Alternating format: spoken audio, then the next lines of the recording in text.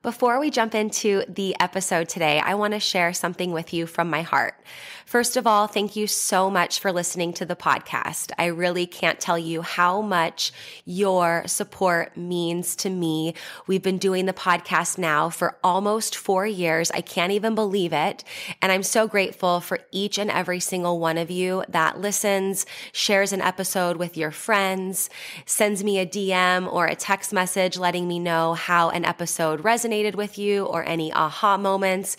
Seriously, I couldn't be more grateful to be able to create this podcast. It has been such a blessing in my life, and I love hearing the ways it's been able to provide value in yours as well. One thing you might not know is how much work it takes to be consistent with a podcast. In fact, did you know that the majority of podcasts don't make it past episode number 10? And we are well beyond that. And it's just a lot thinking of the episodes, recording them, editing them, managing the guests, making sure that everything runs smoothly and gets uploaded consistently and regularly. And so that's why I have created an amazing opportunity for you to support the podcast monetarily. And in exchange for that, you will get exclusive premium subscriber content. So for as little as $3 a month, you can become a premium subscriber of the podcast. And every month I will upload new voice-guided workouts and breathwork meditation audio for you. So that way you can work out with me, coaching you in your ears. You can also take a moment to reduce your stress and relax and come down and ground down with one of my breathwork audios. So if that is on your heart to support the podcast for as little as $3 a month to become a premium podcast subscriber, I can't tell you how much that means to me and the growth of this podcast. I appreciate you. If you're interested, click the link in the description, become a premium podcast subscriber, new content every month, and while supplies last, I'll send you an exclusive podcast coffee mug so you can have your self-love and sweat coffee every morning. I appreciate you. Now let's get into the show. Welcome to Self-Love and Sweat, the podcast, the place where you'll get inspired to live your life unapologetically, embrace your perfect imperfections, break down barriers, and do what sets your soul on fire. I'm your host, Lunden Souza. Hey, have you grabbed your free Self-Love and Sweat monthly calendar yet? This calendar is so amazing. It comes right in your inbox every single month to help you have a little nugget of wisdom, a sweaty workout, a mindset activity, just a little something to help keep you focused and motivated and keep that momentum towards your goals. So every day when you get this calendar, you'll see a link that you can click that will lead to a podcast episode or a workout or something that will be very powerful and quick to read. And then you'll also see on the top left corner of every single day, there's a little checkbox in the calendar. And what that is that's for your one thing. You can choose one thing every month, or it can be the same, something that you want to implement, and make this something that you can easily implement, like daily meditation or getting a certain amount of steps or water, for example, and staying hydrated, and even taking your supplements. This can be something if you want to get more regular doing a particular habit and routine, you can choose what that checkbox means. So if you want your Self-Love and Sweat free monthly calendar delivered right to your inbox every month on the first of the month, go to lifelikelunden.com/calendar, fill out the form really quickly, and you will have your calendar in your inbox within a few short minutes. That's lifelikelunden, lifelikelunden.com/calendar. Go get yours for free and enjoy this episode. Welcome back to the podcast. Today we have Lyndsay Lee as our guest, your rich auntie, as you'll see on Instagram. I met Lyndsay through a community that we're both a part of called the House of NABA.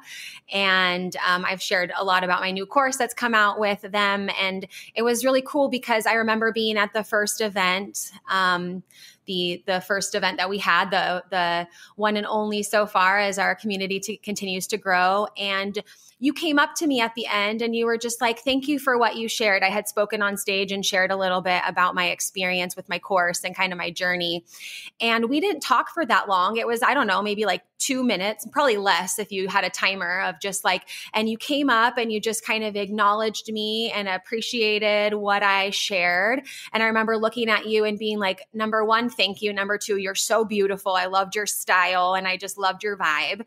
And it was just kind of one of those moments where I was like, there was like a little magnetic connection. And I was like, I know that there's more. Like, I know that there's more for our friendship, for us to learn and grow together. And so I was like, hey, you want to hop on a Zoom call and just like talk and be friends?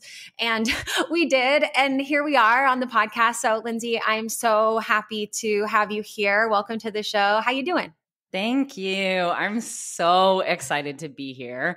That event was really cool. So the NABA community obviously is expanding even as we talk, and it's such an incredible community. And what I often say about it is for a lot of my entrepreneurial journey, I really wanted to be in rooms like that.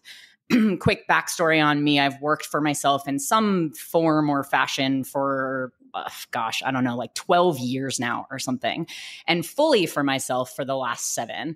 And I always kind of thought that journey was going slow. It was kind of like putting along because oftentimes I felt really lonely. And then through a different connection, I got connected to the NABA community, and I kind of like bought a ticket to get to Denver for the live event really, really last minute. And I'm so glad that I did, because I walked into that room and I thought to myself, this is the type of room I've wanted to be in for a decade. And it's not that I haven't been in those types of rooms before, but it's like when you go to an event where everyone is committed to growing and healing and being the best version of themselves and serving on really deep and high levels, it just feels different. It just hits different. And so I walked into that room and I thought, fuck, man, like there is a part of me that has like finally made it, right? And I remember, Lunden, you being on stage and just having the most like beautiful demeanor, just kind. You just radiate kindness. And I love people who radiate kindness and feel really authentic. And normally, this older, like past younger version of myself maybe wouldn't have even come up to you. Like I wouldn't even have said anything, because I would have thought maybe, oh, she's like too this or to that. She's so much further along in her journey than me. Look at her. She's on stage. She's successful, whatever. Like there's this older version of me that might have talked myself out of saying hi. And over the last few years, I've really cultivated the boldness and the confidence to just show the fuck up for my vision. And one of the things that is in my vision is to be that bold, courageous leader that really does whatever she wants because of the intuitive pings and pulls that I have.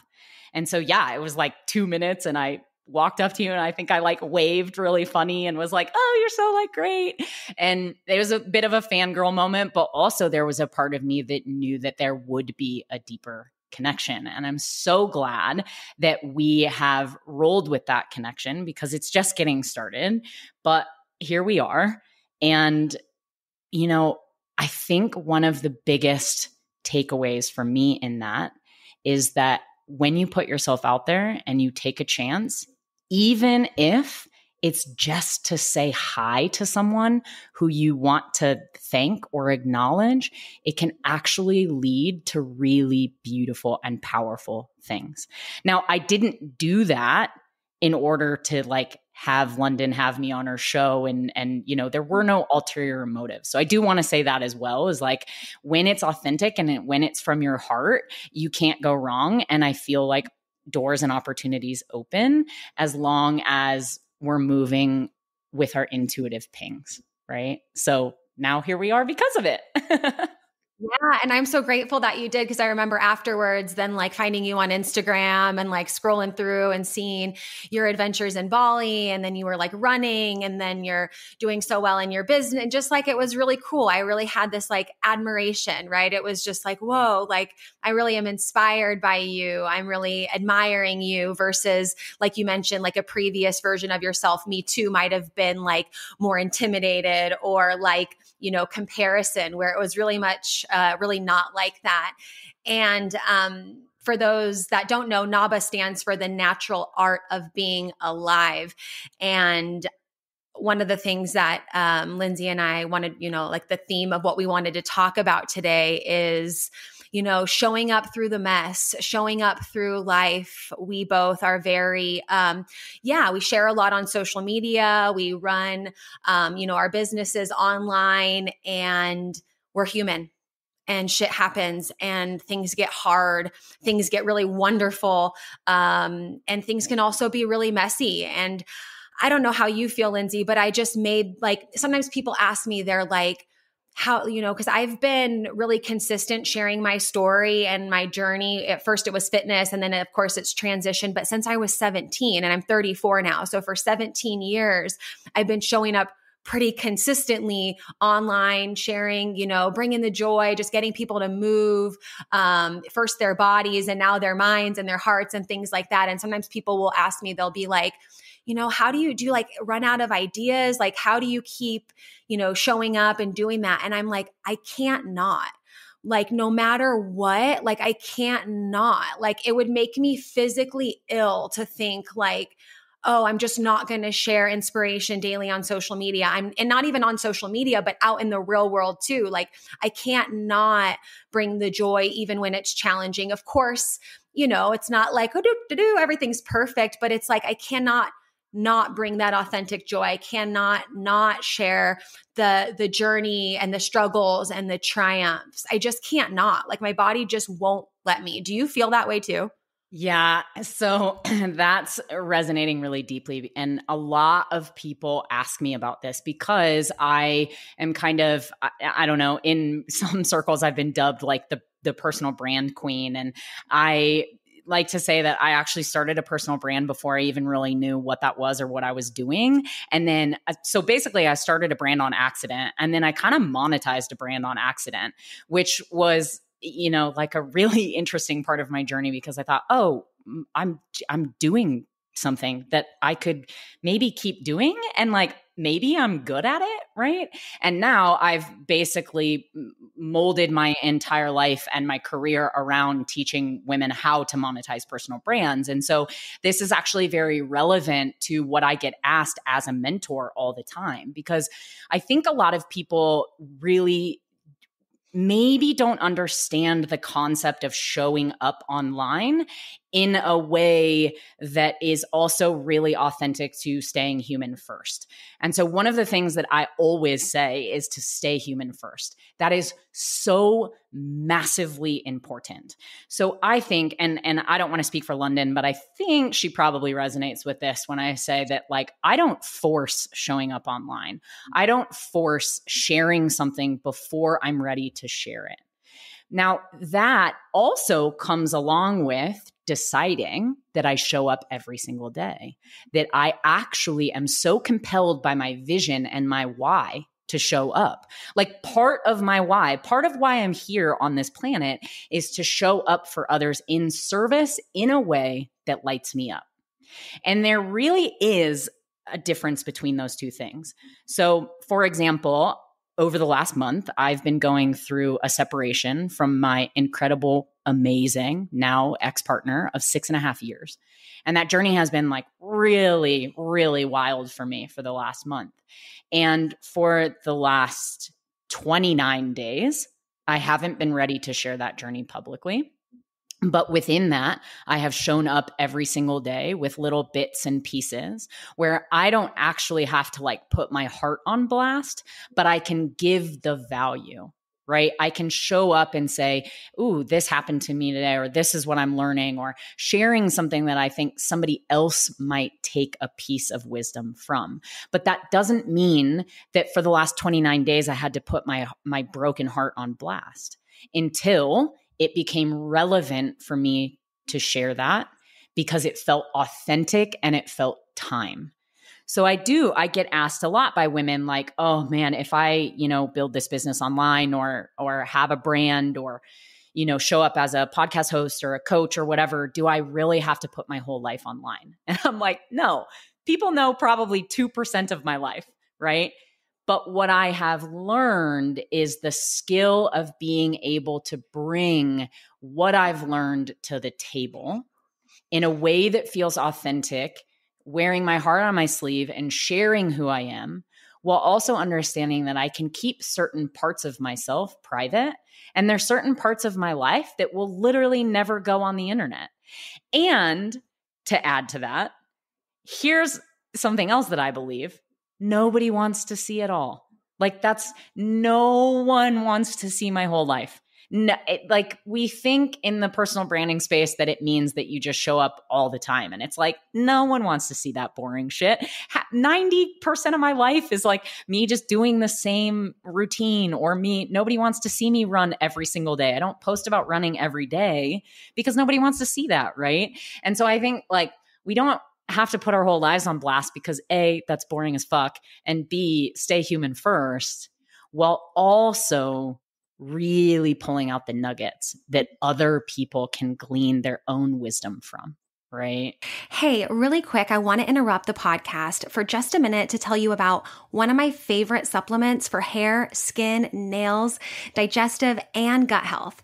And that is Snap Supplements Super Greens with collagen. Now, if you're following me on social media, you've probably seen me post about this a bunch because honestly, this product tastes amazing and it's jam-packed with nutrients, like I said, to support healthy hair, skin, and nails. It helps support detoxification, a healthy immune system, and there's even probiotics in there for a healthy gut. It's non-GMO, no sugar added, soy-free, grass-fed collagen, and every scoop is going to give you 7 grams of protein. And this is why I love it, because it's not like a protein shake. It's just a scoop of powder. It tastes amazing. I put it in water, or if I want more hydration, I'll put it in coconut water and mix it up. And it's like having a nice, refreshing beverage that's packed with a bunch of super greens and protein. So what I'm super excited about is that for listening to the podcast, you'll get this discount here, nowhere else, but for listening to the podcast. You can save 25% off on all your Snap supplement purchases, including the Super Greens with collagen. And you do that by using code Lunden25 at checkout. That's LUNDEN 25. LUNDEN 25 to get 25% off at checkout. You can shop on snapsupplements.com or you can shop on my website, lifelikeLondon.com/supplements. And you'll see there's already an additional 10% taken off. But you, because you're a podcast listener, you're going to get 25% off when you use the code Lunden25 at checkout. LUNDEN 25 at checkout to get your Snap supplements, Super Greens, and collagen, and all your Snap supplements for 25% off. Now, let's get back to the show. Mm-hmm. Yeah. I remember from being on social media a lot, I think that I at least can, and maybe you can, and listeners too, there's some people that just share the whole enchilada. And I always told myself, you don't got to share the whole enchilada. Once I feel like I'm in a state and in a heart posture that can provide value from the hurt, from the frustration, from the humanness, all of that, that's what I like to share. I think that, of course, I reserve that for the people close to me or when I'm alone or my best friends, they get to see the, the ugly cry and the messy and the deep depth of what I'm going through. And I think there's value in keeping that private too. And then when I'm ready to be okay, now I'm ready to share. Here's a little bit of wisdom. Yeah, it's still raw. It's still fresh. I'm not robotic. Now I'm over. It's it's still part of it, but I feel like I can actually provide value and I can actually give something that people can digest and take, because I don't want to emotionally unpack on the internet, because that just doesn't feel good for me either. It's like, I want to keep a piece of me too. And I have close friends and people to me that I know I can go to for that. And also, one of the biggest compliments I feel like I get from people that I know from, let's say, like internet land, that I get a chance to meet in person. And especially when I was living in Europe and doing a lot of fitness stuff and whatever, I would have opportunities to meet a lot of people from online or followers or whatever. And they would often say like, oh, I feel like I already know you. I feel like I hang out with you, because I watch your stories and I like kind of follow your travels and I know what you're interested in. I know, like, it's funny because like a lot of my followers know like I don't iron. Like I just don't iron. If it needs to be ironed or steamed, it doesn't end up in my closet. I don't wear it. Right. Like just little things where like when I have these dialogues and conversation and I feel like, oh, that feels so good because I know what it feels like to meet somebody that I maybe follow online. And this happened to me once. I remember like in my early 20s, I was in Australia for a work event in the fitness space. And there were like a couple fitness, let's say models or popular people in the fitness industry that I was like super stoked to see and like meet in person and like just get to know a little bit more. And I remember like going up to one of them and like saying, hi, my name's Lunden. Like, I love your work. Like, congratulations on your latest win of whatever, and nothing, just like, thanks, like no anything. And I remember feeling so like, but like, that's not the person that I like, that you portray or whatever. And so not that anybody has to do it my way at all, but I just always felt like that was the ultimate compliment for people to be like, oh, I feel like I already know you a little bit at least, or I feel like we're friends. I feel like you've let me in a little bit to where I can trust you. And do you feel that way too? Do people share that with you? Like, I want that feeling, but I just quite frankly don't want to just, pull the whole curtain back and be like, rah, rah, rah, this is today. Or like you said, some of it's boring. Like I'm just usually sitting by myself doing the rinse and repeat thing. Like that's not something I want to share either, but I like the compliment, or I feel at least like it's a compliment when someone says like, hey, I feel like we're buds already. So I just had a conversation with a friend about this a couple days ago, and she was laughing because she was saying, everybody thinks they're your best friend. And I'm like, yeah, that's the mark of a good personal brand. And it's not that I'm being inauthentic. I'm actually being my most authentic self. And a lot of times when people meet me in person versus like if they have been in my online community, my following, listening to the podcast, whatever it is, for quite some time, if you meet me in person, I'm pretty much the same person. And what I've learned what to do is your brand is you, but it's not about you. It's about the other person and the life that they want through you. So I always say when people say, oh man, Lyndsay, because my little tag is like, I'm, everybody's fave rich auntie. You never know where in the world I'm going to be, right? And there is a part of that is like deeply mine. I really actually am that. I do not want children. I've never wanted children. I believe in rich as fuck women, like women being very wealthy, because for a long time we haven't been financially empowered. Like I really am the embodiment of like the rich auntie persona, right? But one of the things that I've learned about a brand is that when somebody says to me, oh my gosh, your life is so cool, I want your life. My response to that would always be, you don't want my life. You want your version of my life. You want a version of your life where you're so lit up and you just happen to see that through my brand. And that is the mark of a really good brand, when it's authentic, when it makes people feel like, oh, like, wait a minute, like I want more in my life, right? You might not want to travel. You might want to homestead and raise kids. I don't know what it is. That might be your dream, but there might be something that my brand or me is mirroring to you that you want, right? And the other thing with putting everything online is I run and work out every day, and I'm actually training for something really massive right now that I can't talk about yet, but I do that every day. I also understand that posting about that on the internet every day does not give someone value. right? And so if you are listening and you are running a business online or on social media, or you want to, my biggest piece of advice would be to stop and ask yourself, what value am I providing my community before you post something? Because if I just like posted trail running videos and me on the treadmill and in the gym like every day, that's boring, right?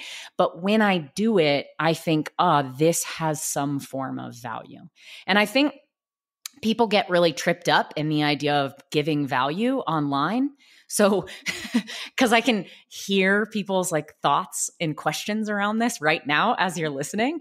And all I want to say about giving value is the biggest thing about giving value is being yourself. It doesn't mean that you have to teach somebody something every single day. It means that you get to show up as who you are. Me, the funny side of me, I'm actually like a decently funny human. And I like to put that on the internet. And I think that that's valuable, right? Laughing, humor, connection, just being able to be in community. That is also value. It does not always have to follow a formula of like, 1, 2, 3, these are the steps that I took or whatever it is. It's like sometimes your life is just valuable. And I feel really strongly about that because I just think we could all just be a little more real, right? I'm not going to fucking teach you something every day. Oh God, that's like too much responsibility on my shoulders. I just want to sometimes be silly and I want you to know the silly version of me, right? So we really have to like look at this in a holistic point of view. I think when we're talking about being online in a business sense or a consumer sense, right? The internet's not going away. So we might as well get really clear on what we're posting, why we're posting it, and who we're actually talking to. Yeah. I love that. And really takes the pressure off of thinking, oh my gosh, I have to teach a profound lesson to the world every single day. It's like me just being alive and breathing and moving through some of the messiness is the lesson today, right? Yeah, I really love what you shared there. I know a little bit about your story, and I know that we have some similarities in terms of like our pivot or like transition, and on the topic of being authentic and feeling like we're providing value. I remember before I switched from fitness, like completely cut the cord and decided, no, I want to go full, life coaching, NLP, communication, whatever. There was a part of me until I overcame that was like, no, like this is what you're supposed to do. This is what you're supposed to share. Like you're a fitness Lunden, you're a fitness coach Lunden. Like, and it felt like I felt like my whole body was like, no, but I didn't.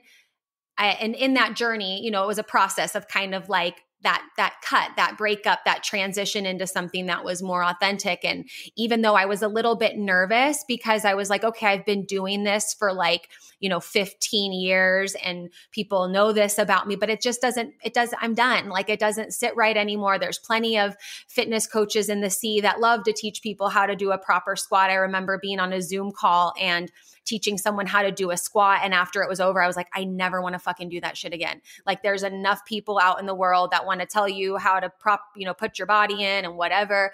Like I just didn't want to do that anymore. And so to make that pivot and that transition, while it was scary, it was also one of those moments where it's like, I can't not, because I need to be authentic to myself in order to show up authentic in this internet space, or even just authentic when I'm freaking walking down the street. Like I didn't want to do something I didn't want to do anymore. And I know that sometimes people feel like, yeah, maybe they're stuck and they have to be doing what they're doing. I'm not telling everybody to quit their job and go do, whatever. But what I know is that I couldn't not make that transition. And I know you had a similar one too, from being, I think, more of like the detox, yoga, that kind of space, but really like, and even for a while, it was like people would reach out to me and be like, hey, and I'm like, no, I don't do that anymore. And here's some really great resources for you. No, I don't do that anymore. And here's some really great resources for you. Like that continuous redirect so that I could really like embody who I knew I wanted to be. What was that transition like for you? Or, how do you still like root down and commit to that, commit to that transition despite, knowing, hey, this is what I've always done. This is what brings in the money. This is what like people know me as. There was just a very interesting transition that now looking back, I'm like, oh, I'm so glad I did that. Like it would have been so inauthentic to just stay in that space, even though, money was great. People knew who I was in all facets of fitness. But I'm just like, so like, even if 2 people are listening now and 2 million were before, I don't even care. What was that transition like for you? And I know you shared a little bit with me about how you kind of had to redirect and continue to redirect. Yeah. Whew. Okay. First off, I just want to acknowledge the fact that a pivot can be very challenging while also being exciting. And I have pretty much heard that from every professional woman in her career who has made a pivot has said, yeah, that shit was challenging, because you have essentially trained your community to know you one way. And then when you make a pivot, you have to train them to know you in a different way. And I'm using that term actually really deliberately. And I know that that can be activating to some people's nervous systems, is like, I don't want to be trained, right? I'm a rebel. I get it. I'm like, nobody tells me what to do. But really, if you think about it, like in our community, in our lives, whether it's online or offline, we are actually really informing other people of how to know us, how to see us, right? Now, people are obviously going to think their own thoughts and draw their own conclusions and feel the way that they feel about you, no matter what you do. But at the same time, or I should say, and at the same time, you're informing the world on who you are, right? So really, the pivot for me, the most important part of the pivot for me was to ask myself what I am here for, right? Like, what is my life about? What is the point of all of this? So I was in the cleanse and detox world for almost a decade.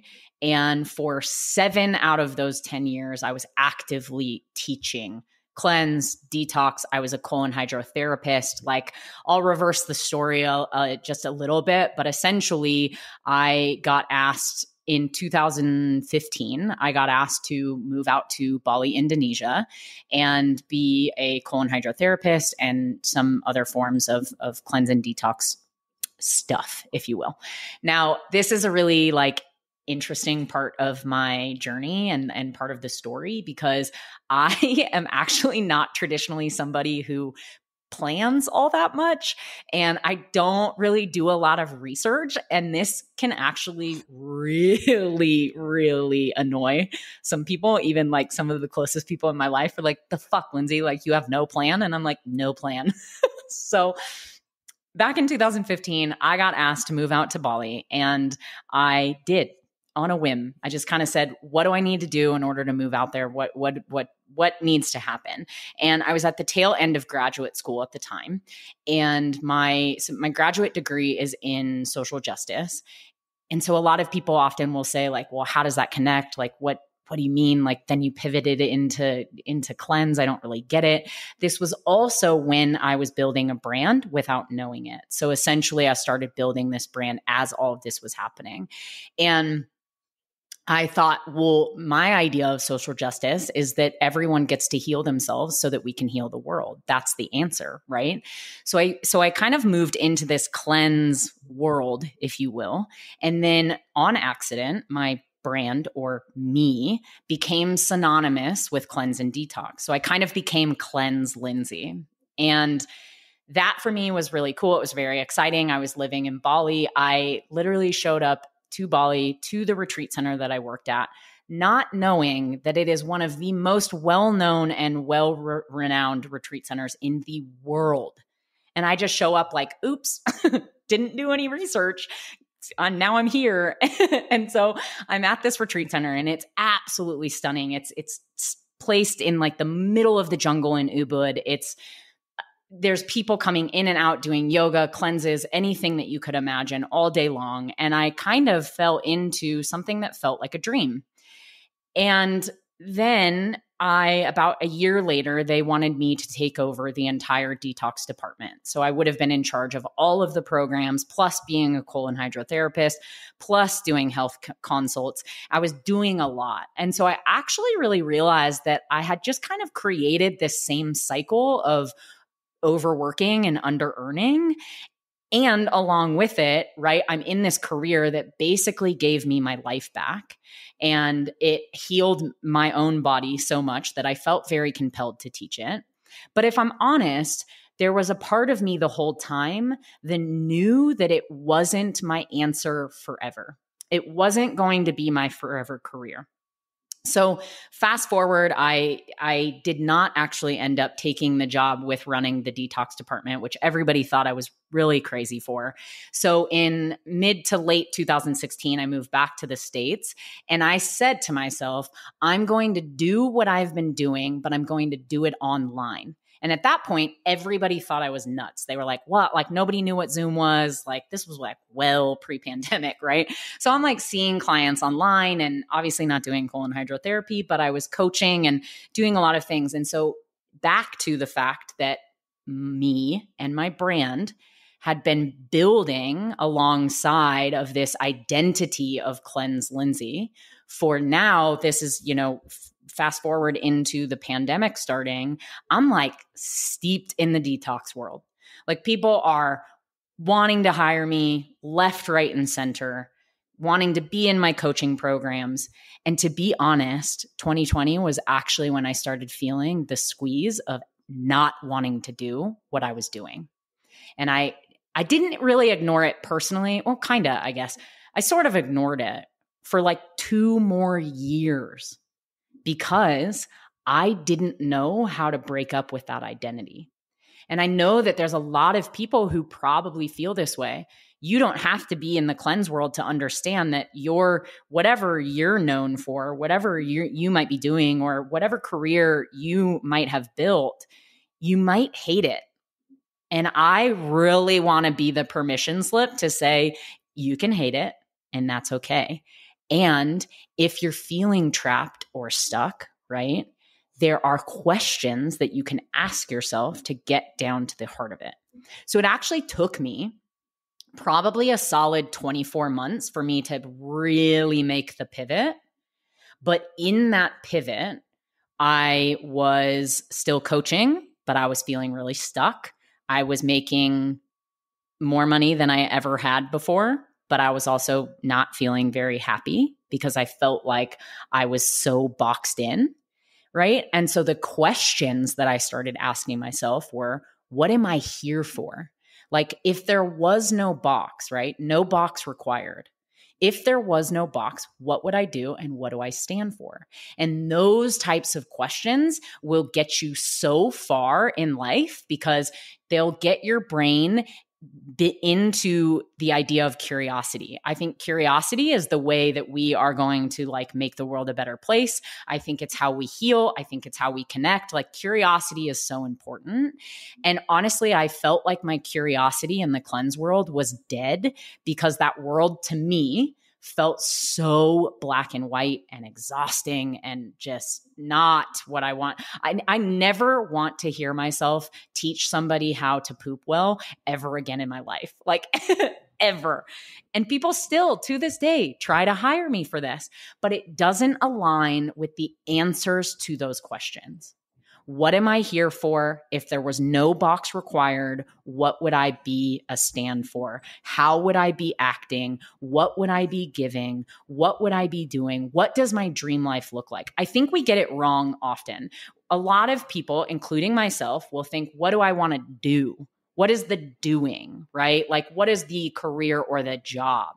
When really, I think that's actually the completely wrong question. The question should be, what does my dream life look like? And then what can I build around that dream life? So essentially, the pivot for me was, overstepping my own boundaries. When somebody came to me and wanted to hire me and it was good money, so I said yes. And then taking like less clients and not knowing how to pivot and then bringing the audience along and then having nobody understand why I was talking about something different than cleansing. And it was a really difficult transition period for me. But I remained steadfast. I saw my bigger vision, AKA I saw my dream life. And all I did was run as fast as I could towards that. And it had nothing to do with cleanse. Nothing at all. Ever. It won't ever. Like, I like to say, like, if people are waiting around for me to be Cleanse Lyndsay again, they should just go away now, because like I'm never going back to that. But really, it was because I remained very, very focused on what I wanted my life to look like. And then I ran headfirst at it as fast as I could with literally no idea of how I was going to figure it out. But I just kept running and I kept taking the steps. And I think that is so vital for people to understand. Have you heard of Evolve Telemed before? It's this super cool opportunity to be able to meet with your doctors without going to the doctor's office, right from the comfort of your own home. I recently got my full blood panel done, CBC with differentials, thyroid panel, hormone panel, all the things. And I was able to meet up with one of their doctors directly on a video call, go over all of my results, have just a really comfortable, great conversation, really understand the process of doing my labs and what it means, and giving me more feedback than just like, hey, your labs are normal, you know, all good, just going through everything step by step by step, and really giving me clear insights as to what I see in my lab. So it was cool. Like, all I did was get the paper off of the online portal. You'll have your own patient portal and you get the order. And then I went to the lab where you get your blood drawn. I did that. It took like 20 minutes. They sent the results directly to Evolve Telemed. And then they uploaded my results directly to my client portal again. I got to go over it on a video call with one of their doctors. It was perfect. I had everything right in front of me. I had somebody who had an immense amount of knowledge and expertise, who was able to give me great feedback. And so it was such a wonderful experience. And I just feel like it was so simple and so easy to just look under the hood and double check that everything was all good internally, because I've had a history of PCOS. I've had a history of cystic acne.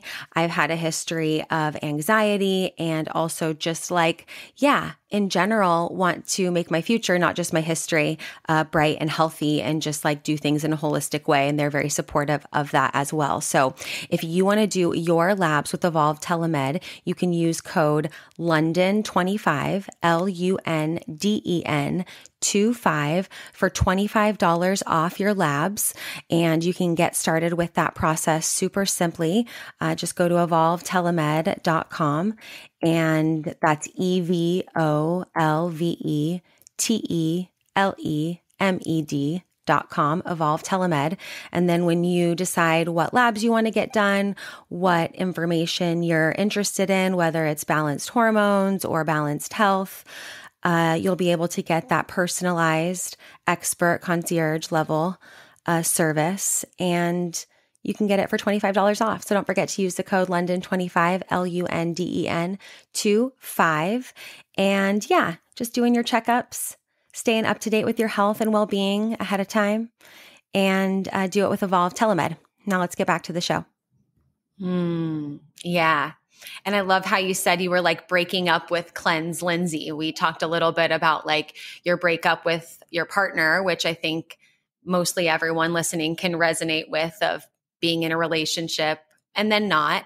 But that hit so deep, of having to break up with parts of ourselves, right? I was on a call with one of my one-on-one clients, and she's like, I just feel like I'm mourning the loss of a former version of myself that I know needs to go. And I remember breaking up with that runtastic fitness coach Lunden persona, and having that moment of like, but if I'm not that, what am I?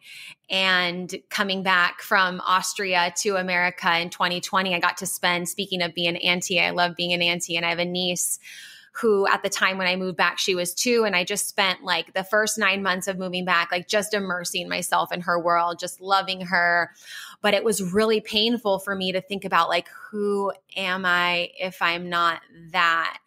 are people going to still see me as, value? Just like all these thoughts that just like to come in, and just getting that clarity was so helpful of like, not what do I want to do, right? Like just like what you said, but how do I want to feel every day when I'm doing what I'm doing? Or what is like getting all my senses involved in kind of that experience. And what I kind of landed on is like part of what I landed on was bringing a part of what I'd always had, even through that fitness space, and then like something new too. But the old part, or the part I brought and integrated in, was like, I still want to be able to see my family whenever I want, work from anywhere in the world and make maximum impact.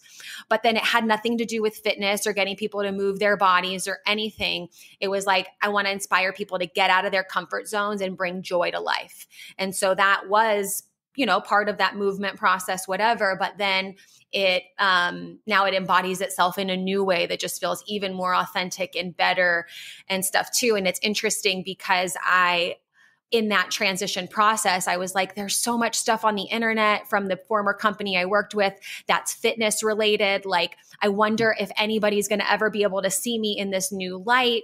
And it's funny because things have changed and transitioned within that company, where I had made a lot of YouTube videos for that company, millions and millions of views.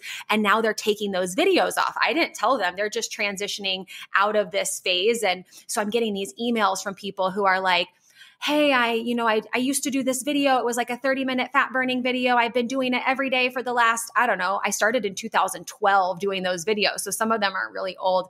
Can you please get that video back for me? And honestly, with such great pleasure, I respond like, sorry, I don't own those videos. I have no say in if they bring them back or not. But not secretly, but just like deep inside, I'm like, that's what the alignment is. Like, I cut that cord because it felt in alignment for me. Yeah, there was some worry that like, no one would ever be able to like search and find something other than fitness. But slowly but surely those videos are like going away. And I'm getting, these emails and messages from people looking from a video from, 2015 or whatever. And it's kind of like a little kind of chuckle moment where I'm like, yep, when you stay the path and you focus on, your dream life and who you want to be and no holes barred, the rest kind of takes care of itself. And one thing you said too, that made me think of a wedding I was at, you were talking about like not having a plan, right? And I think, there's of course benefits of having structure and a plan, but I also just love that relaxed kind of no plan version of myself. And I remember when I moved back to America from Austria, I was at a wedding. Like, I kind of tacked on to be a +1 with a friend of mine to a mutual friend's wedding. And I was talking with somebody who's not really like a friend, just kind of an acquaintance. And she was like, oh, so you just moved back. What are you going to do? And I was like, I don't know. Like, I'm not really sure. Maybe I'll do, this. At that point, I wasn't sure if I was going to stay in America. I just was like, possibility here or possibility here. And her face, she was like, what do you mean you don't know what you're going to do? Like, you don't know? And I was like, no. And it was like two completely different models of the world facing each other at the same time. And it just kind of made me laugh because it's just like, yeah, in some cases, we might think that like not having the plan is like scary, or we're not in control, or we're afraid to step in that unknown. But for me, even though, like I said, I was like breaking up with the former version of myself, I was coming back, kind of that reverse culture shock of living abroad for 7.5 years and coming back. And it was just, I think about that so much because I'm like, oh, I don't know. Like, I know what that feeling is. I know what my dream life looks like. I know I'll know it when I'm there. I know it's going to resonate. I know I'm going to find that congruence. But like right now in this moment at this wedding, I don't fucking know. Like, I don't know what's really next. And it was just like our faces, it was just so interesting because I like that part of me that doesn't feel like I need to have a full plan all the time in order to still have my eye on the prize. Yes. So something that I have really built my life around is the fact that our nervous systems actually can't tell the difference between fear and excitement. And this is like, right, science proving the fact that there are certain emotions that we experience that we actually register in our bodies, in our nervous systems, in our brains as the same thing. We can't differentiate between them. So something that when I learned that ages ago. I was really in my maybe, I don't know, even young 20s.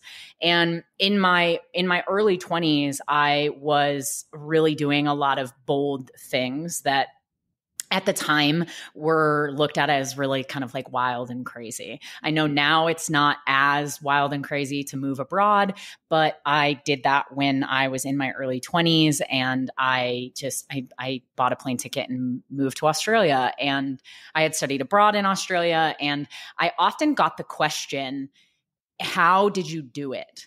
And I got that question so often that my answer started to be, I literally just bought a plane ticket. Like, I don't know what to tell you. What do you mean, how did I do it? I was fucking scared. I was 23 years old, and I put myself on a plane, and I showed up, and I didn't know anybody, and it was wild, but it was also my dream.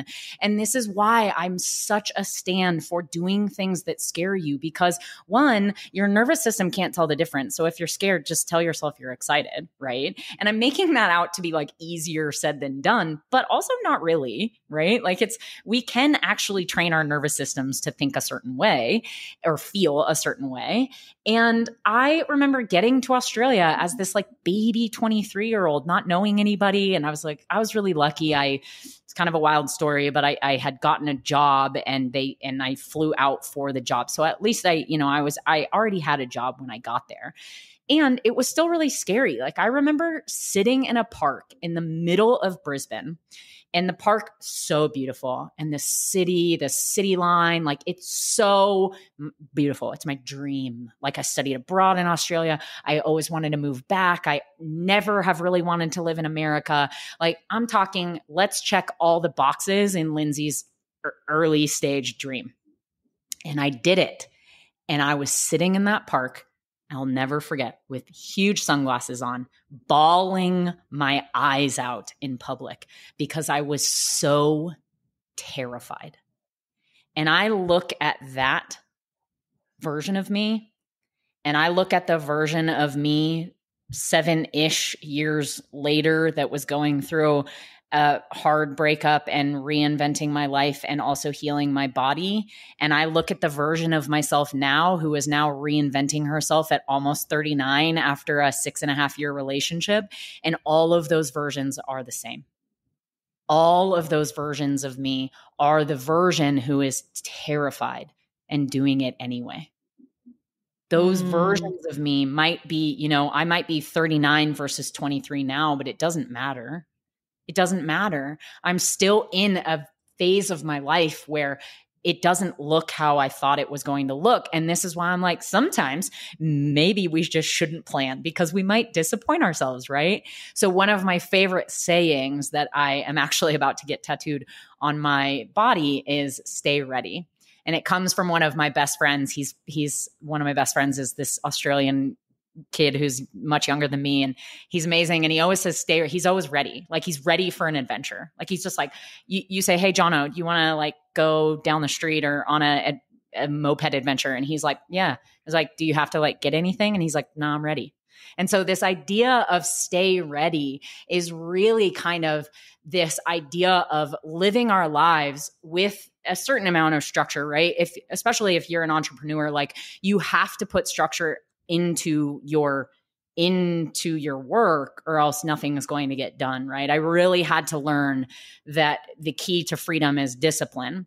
But I don't have to discipline my whole life. I don't have to structure it out. I don't have to plan. I don't have to have a content calendar of the next 30 to 90 days. That feels miserable to me, because there's a part of me who just wants to stay ready and who wants to be scared. Because I think that if we're not scared a little bit, then we're not really living the lives that we should be living, right? We're here one time. And I know, Lunden, you and I have talked about this a little bit before off recording, but we're both really big on the idea of death. And not to sound like too morbid, but one of my life's mottos is have fun, do good, don't die boring. Because we could die. I could die today. And that might activate some people's nervous systems. But I really want to be a stand for the fact that like you could fucking die. So if you're not doing what you want to be doing, what are you doing with your life? And if joy is the point, which I wholly believe that it is, I believe that joy is everything though. I believe joy is heartache. I believe it's pain. I believe it's connection. I believe that it's getting better and learning how to do things better. And I also think that it's being scared and doing it anyway. So if we're not living like that, my question would be, how are we actually living? Mm-hmm. Yeah, I have it written right over here on my fridge. It says, nobody cares, you're going to die, it's time. And I know from working with people, on their deepest fears, a lot of people's biggest fear is death. And I'll take my clients deep into meditation and get them, what's your biggest fear? Dying, and I think mine is not living. And when you said stay ready, it reminded me, my dad's a coach. And so a baseball coach, and I would hear him a lot say, look alive, look alive. And that was like when you bend your knees, you like activate your core, you have your mitt, you're like, punch, just getting into it. If anybody is into baseball, pretty much my whole life, we were at baseball fields, playing baseball, learning baseball. But it's like, yeah, that look alive, like I'm ready, like the ball's coming to me. I'm not sure. That ball might be hit straight to you and sucker punch you in the gut, right? Like that might happen. And it also might be a ground ball that you get to swoop up and like, make a play. And so I think I had a guest on my podcast, Jen Drummond. She's like freaking amazing. 7 kids. She's done like 7 mountain summits. She's like, anyways, I asked her, I'm like, she had a near-death experience. And I'm like, are you afraid to die? And she's like, I'm afraid to die like prematurely. Like, I just feel like I have so much to, and so that really reminds me of just like, there's so much to give, so much joy to bring. And I don't want to get to the end of my life thinking like, oh, I wish I would have, or if only, I want to get to the end of my life and be like, whoa, we talked before we started this, that we feel like we're on this like roller coaster. Like I want to get to the end with my hands up and like, oh my gosh, that was the funnest ride of my life. I did not expect this or whatever. And yeah, I think sometimes people feel uncomfortable. I like talking about the uncomfortable things, or like saying the words that make people squirm or uncomfortable. Like, I'm going to die. We're all going to die. That is the certainty. And I think, look alive and just showing up in the way that sets our soul on fire and inspires others to do the same is really what I think about and what I focus on, because it's like we're at the same time like super powerful, purposeful, and like completely insignificant at the same time. It's like there's both. It's like we're gonna, it's like I'm the shit and I'm not the shit. It's like totally. that both at the same time. And so yeah, I just feel really inspired to, like you said, stay ready, look alive, just kind of, whatever might be coming, just kind of stay ready. What are like some things that you do to stay ready, or what does like stay ready mean to you? That is such a good question. I really, I have an interesting outlook on death, because I don't actually believe, right? And this is just me, but I don't actually believe that we're scared of dying. I believe that we're scared of dying before we really live our lives, right? To die with an unlived life is, I think, humanity's greatest fear. And also in that, we're the ones who hold ourselves back from actually living a lot. Like, I'll do this in myself. I'll kind of snap out of it or come to, or whatever, if you want to call it. And I'll just be like, wait a minute. Like, I've been so in my head about that, or I've been so serious about that. Oh my God. And then I'll just say, I can decide to choose something else. Like, I can literally decide to think anything right now. And this is part of how I have trained myself to stay ready, is I understand that I can actually just choose something at any moment. And this is not meaning that I'm bypassing my feelings or I'm not processing, right? Because I'm also a very deep feeler, and I cry probably every day, whether they're happy tears or sad tears. I definitely cry every day. And there's a part of me who is really willing to feel. And I believe that is also how we stay ready, is if you're willing to feel, you actually can't really go wrong. And we're human who really like patterns and comfort zones and ruts. And I'll be the first to say that I'll get into patterns and ruts quite often that then I have to kind of catch myself and bring myself out of. And so one of the things that I have just decided is a truth for me is that I can just choose something different.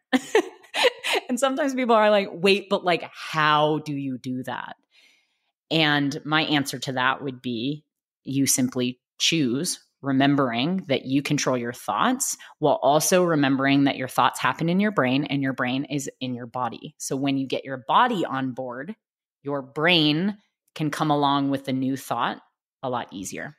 So movement is massive for me. Oftentimes before I will teach, I do public speaking and coach, sometimes consulting and coaching now. Now I mostly have my business in more of an automated fashion. But when I show up in spaces, the first thing that I'll do is have people move their bodies, because physiology really is everything, right? It's holistic. And we have to be thinking about our being as a holistic sense and not just these parts like, oh, my brain is thinking this one thing, or I have to move my body. You don't have to move your body. You get to move your entire being, right? And so that is really, really important for me in my own life. I recognize that, I can't really go wrong if I'm moving. I also have my best thoughts when I'm moving. I am a writer, and I always say I do my best writing when I'm moving, which is kind of funny because you can't write and move at the same time. So I have like a million voice notes on my phone of things that I want to remember, but really staying ready in your being holistically. And then understanding, for me, it's really, really important to come back to the idea of how I want my life to feel and what I'm doing in order to make that my reality, right? Like if I'm doing something that doesn't align with my ultimate dream vision, why the fuck am I doing it? I don't know. Like it doesn't maybe need to be on the table. And another thing too is I hesitate to use this word, but I'll use it anyway. Emotional resilience. And I think a lot of people talk about resilience as in like, maybe it's bad or you had to go through a lot of hard things to become resilient. So, there's a lot of schools of thought around the idea of resilience. I actually really love it. And I believe that as humans, we are asked to become more resilient every day, because every day being human is really joyful and amazing. And it also can be really challenging at the same time. And so we have to build resilience. And one of the ways that I've really helped myself become strong and confident and magnetic and been able to pull my dream life in is really understanding that my resilience is a superpower. That I know that when I process my emotions, when I feel, and when I take care of myself, like I can do anything, dude. Like I look back on some of the stuff that has happened to me, and I have a very privileged life. And I will say that, like, I've been so blessed in a lot of ways. And that doesn't take away the fact that I have also gone through some really hard shit. And that really hard shit has made me look at my life and say, damn, like I can do anything, because I've proven to myself that I can show up time and time again, even when times are hard. I can still serve when I'm heartbroken. This last month has been a great example of that. I have showed up even when I'm heartbroken. I've decided that one of my beliefs is that I'm worthy even when I'm crying. I'm deserving even when I'm heartbroken. I can show up even when I'm sad, and people will resonate and they'll get something from it. Even when it has been such a powerful statement in my life, because it has allowed me to still show up and serve and make the impact I want to make and receive while also processing and taking care of myself. And as a result, my business has grown even in times of heartbreak. I have just had one of the highest revenue months I've had in years, while also taking a lot of time offline to fucking cry and run with my friends and, sit in saunas and do what I needed to do and process, right? So it can be both. And I think the statement, even when, can really pull us along into our dream life even further, because you're worthy even when you don't feel like you are. You are creating your reality even when you don't feel like it's coming to life, right? Like, I feel like that statement is so powerful. Yes. I love words, and I love your word choice. And I love the even when. That's feels so good. So good.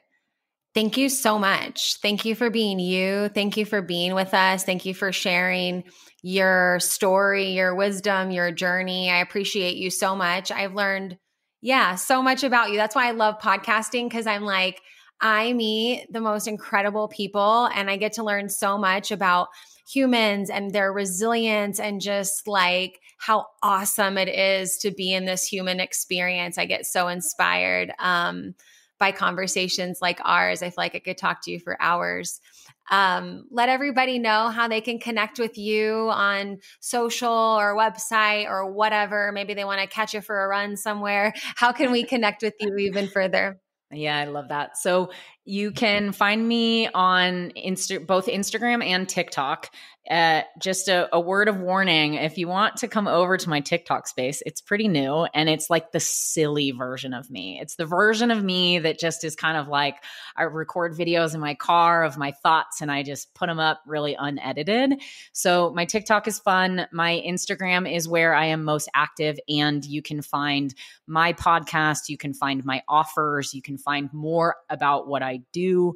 And also I will, I'm sure Lunden will put in the show notes my website, but I do have a 5-day challenge that I think is really, really relevant to this conversation and kind of creating your dream life, creating your dream feeling in your body. It's got some exercises in it that are really incredible, and it's really low ticket. It's like $27 or something like that. So I really want to offer that, Lunden, to your community. So we will make sure that they have that, because it will walk you step by step through kind of this mind body connection while also building your perfect day and your perfect dream life. And then, the last thing I want to say is just thank you so much for having me on. And thank you to the listeners out there who are tuning in and resonating with this. And Lunden, I really want to honor you for showing up in your community. You have, from what I've seen, you have built an incredibly powerful and strong community. And that is really a reflection of you as a leader. So I'm honored to share this space with you. And thanks for having me. Love. I'll link everything that you mentioned in the description for those of you listening. Just go ahead and check out the show notes wherever you're listening, and you can get connected further with Lyndsay. I appreciate you. Thank you guys for listening, and we'll see you at the next episode. Bye. Thank you so much for listening to this episode of Self-Love and Sweat, the podcast. Hey, do me a favor. Wherever you're listening to this podcast, give us a review. This really helps a lot. And share this with a friend. I'm only one person, and with your help, we can really spread the message of self-love and sweat and change more lives all around the world. I'm Lunden Souza, reminding you that you deserve a life full of passion, presence, and purpose, fueled by self-love and sweat.